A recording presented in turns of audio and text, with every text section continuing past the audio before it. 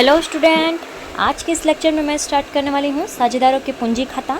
साझेदारों की पूंजी खाता हम क्यों तैयार करते हैं, या मैंने आपको फर्स्ट चैप्टर में बता ही दिया था कि साझेदारों की पूंजी खाता हम साझेदार और पेड़ी के बीच का व्यवहार दर्शाया जाता है कि साझेदार ने पेड़ी से कितना आहरण लिया और पेड़ी को कितना आहरण पर ब्याज चुकाया। ओके, ये और दूसरा क्या है कि साझेदार ने कितना पूंजी जमा किया, पेड़ी में इन्वेस्ट किया। ओके, और पेड़ी ने साझेदारों को कितना पूंजी पर ब्याज दिया। इससे रिलेटेड सारी इन्फॉर्मेशन हम यहाँ पे शो करते हैं। ओके, लिखते हैं। ओके, चलिए यहाँ पे क्या है, साझेदार पेड़ी के साथ व्यक्तिगत व्यवहार करते हैं। इन व्यवहारों को लिखने के लिए पेड़ी की बही में प्रत्येक साझेदार का पूंजी खाता तैयार किया जाता है। साझेदार की पूंजी में वृद्धि करते व्यवहार पूंजी खाते में जमा पक्ष में और पूंजी की कमी करते व्यवहार पूंजी खाते के उधार पक्ष में लिखे जाते हैं। ये जो आपका है वो विकल्प में भी पूछा जा सकता है, तो आपको ध्यान से इसे समझना है, याद करना है। ओके, क्योंकि ये आपका विकल्प में भी पूछा जाएगा। साझेदार की पूंजी में वृद्धि करते व्यवहार पूंजी खाते के जमा पक्ष में। साझेदार की पूंजी में अगर वृद्धि हो रही है तो जमा पक्ष में जाएगा। अगर साझेदारों की पूंजी के कमी हो रही है तो वो कहाँ जाएगा, उधार पक्ष में लिखा जाएगा। ओके, सर्वप्रथम जमा पक्ष में साझेदार की प्रारंभिक जमा बाकी लिखने के बाद वर्ष दौरान साझेदार द्वारा पेड़ी में लाई गई अतिरिक्त पूंजी जमा की जाती है। ओके, यहाँ पे हम क्या लिखेंगे, साझेदार जो पूंजी लेकर आता है। ओके, जैसे बी ने 10 रुपये निवेश किया और बी ने 15 रुपया। ओके, ए ने 10 रुपया, बी ने 15 रुपया निवेश किया। ओके, ये स्टार्टिंग में जो पूंजी लाते हैं। अब हम आगे चलते हैं। साझेदार की पूंजी खाते के उधार पक्ष में वर्ष दौरान साझेदार को वापस की पूंजी उधार की जाती है। अब यहाँ पे क्या आएगा, अतिरिक्त पूंजी निकाली, मतलब ए ने क्या किया, बाद में वापस अपनी 5 पूंजी ले ली, 5 पूंजी क्या कर ली, निकाल ली। तो हम यहाँ लिखेंगे और बी ने 5, तो मतलब कंपनी में ए ने कितना निवेश किया, रियल में 5, और बी ने कितना, 10। ओके, तो पेड़ी में इनका पूंजी कितना रह जाएगा, ए का रह जाएगा 5, बी का रह जाएगा 10। ओके,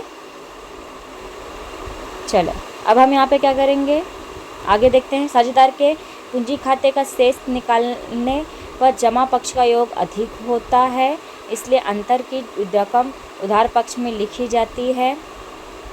यह अंतिम बाकी गिनी जाती है या बाकी पक्की तलपट में पूंजी दायित्व पक्ष में स्थायी रूप से। मैं बताती हूँ क्या कह रहा है। आपको इतना तो समझ में आया। ये जब स्टार्टिंग में साझेदार आते हैं तो यहाँ पे पूंजी लिखते हैं, शेष आगे लाए, और यहाँ पे हम कौन से एंट्री लिखेंगे, अगर किसी भी कारणवश से साझेदार अपनी कुछ पूंजी वापस ले ले। ओके, अब चले, अब यहाँ पे क्या है, शेष आगे ले गए। ओके, शेष आगे ले गए, और यहाँ पे क्या लिखा है, अतिरिक्त पूंजी लाए। ओके, जैसे कि ए ने 10 पूंजी लाया था, फिर बाद में ए ने 5 पूंजी और निवेश किया, तो मतलब पेड़ी में ए का कितना पूंजी है, 15 पूंजी है। ओके, अब समझे, अतिरिक्त पूंजी लाया मतलब एक्स्ट्रा पूंजी जमा कर रहा है, निवेश कर रहा है। अब ये सब अगर इसका टोटल कितना है, इसका टोटल अगर, एक मिनट, इसका टोटल अगर 50 आया, इधर भी 50 आया, समझो इसका 60 आ रहा है। ओके, बी का 60, ए का 50 आ रहा है, और यहाँ पे कितना आया, 30, और यहाँ पे आया 20। ओके, इधर साइड में 30, ए का और बी का 20। तो हम इसे क्या करेंगे, घटाएंगे, और यहाँ पे घटाएंगे, और ये जो 50 है और ये 60, यहाँ पे हम पहले से बराबर कर देंगे। अब घटाने के बाद कितना आएगा 20 और इसका कितना आएगा 40। ओके, तो आपका अंतर कितना आया 20 और यहाँ पर कितना आया 40। तो ये हमारा जो है शेष आगे ले गए, ये हम कहाँ दर्शाएंगे, वक्की तलपट के पूंजी दायित्व पक्ष में स्थायी में दर्शाएंगे, स्थायी खाता में दर्शाएंगे। कहाँ गया देखो, पक्की तलपट में पूंजी दायित्व पक्ष में स्थायी पूंजी के रूप में दर्शाए। ओके, चलिए अब हम देखते हैं साझेदारों के चालू खाता। साझेदारों के चालू खाता में अन्य व्यवहार हम दर्शाते हैं। अन्य व्यवहार में क्या आएगा, शेष आगे लाए, चालू खाता की प्रारंभ उधार बाकी, शेष आगे लाए, प्रारंभ की जमा बाकी। ओके, चालू खाता की प्रारंभ की जमा बाकी। अब हम यहाँ देखते हैं आहरण खाता, आहरण पर ब्याज खाते, चालू खाता की उधार बाकी, और ये हम अभी देखेंगे। पूंजी पर ब्याज खाते, चालू खाता की जमा, वेतन बोनस कमीशन, वितरण पात्र लाभ और शेष आगे ले गए।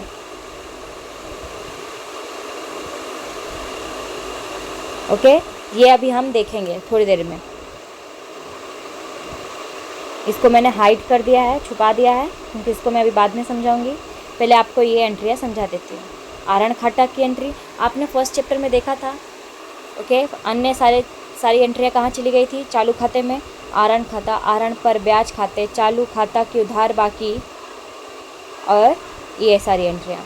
ओके, अब यहाँ पे क्या लिखा है, वितरण पात्र हानि खाता। अगर हानि हो रहा है लाभ में तो हानि क्या करेंगे, सभी साझेदारों में बांटेंगे। तो साझेदारों की चालू खाते में हम कहाँ पे शो करेंगे, वितरण पात्र हानि। ध्यान से देखिए, वितरण पात्र शुद्ध हानि, ये हम कहाँ दर्शाएंगे, चालू खाता के उधार साइड में। ओके, ये आपको कब लिखना है, जब आपको सवाल में कह दिया हो कि आपको पूंजी खाता बनाना हो। अगर पूंजी खाता बनाना है तो पूंजी खाता का ही एक खाता बनाएंगे। अगर आपको कहा है सिर्फ चालू खाता बनाना है तो आपको पूंजी खाता नहीं बनाना है। अगर चालू खाता बनाना है तो पूंजी खाता नहीं बनाना है, और पूंजी खाता बनाना है तो चालू खाता नहीं बनाना है। ये आपको क्लियरली प्रश्न में बोल दिया जाएगा। अगर कंपनी को लाभ हुआ है, ओके, तो हमारा क्या आएगा, वितरण पात्र लाभ। तो वितरण पात्र लाभ ही हमारा कहाँ जाएगा, जमा में। ये रहा वितरण पात्र लाभ। ओके, बाकी तो ये आप जानते ही हैं, ये क्या है। अगर उधार का टोटल ज़्यादा है तो हमें क्या मिलेगा, अंतिम उधार बाकी। ओके, अगर जमा का उधार ज़्यादा है तो हमें क्या मिलेगा, अंतिम जमा बाकी। ओके, चलिए यहाँ पे क्या दिया है, टिप्पणी। यदि सवाल में साझेदारों के चालू खाता ना दिया गए हो तो चालू खाता की सभी विगतें पूंजी खाते में दर्शाकर सवाल की गणना की जाएगी।